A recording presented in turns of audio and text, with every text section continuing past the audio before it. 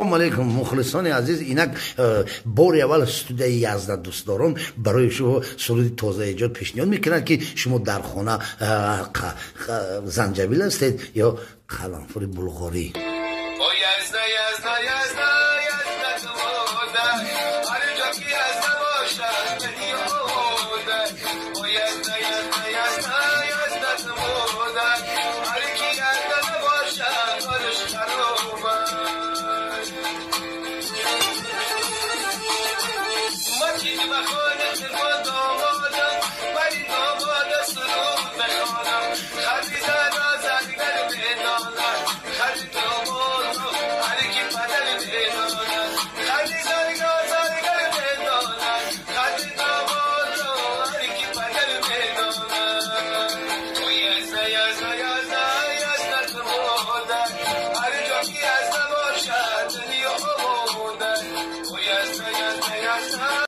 از تقدیمات مجید کلابی.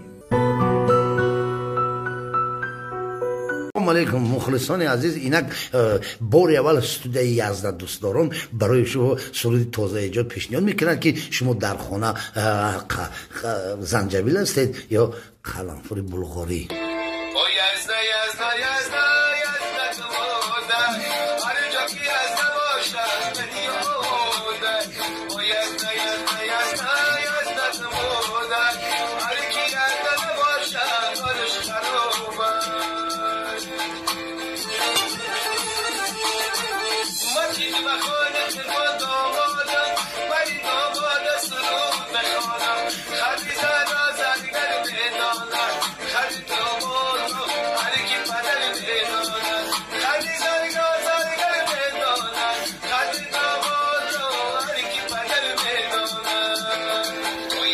Yes,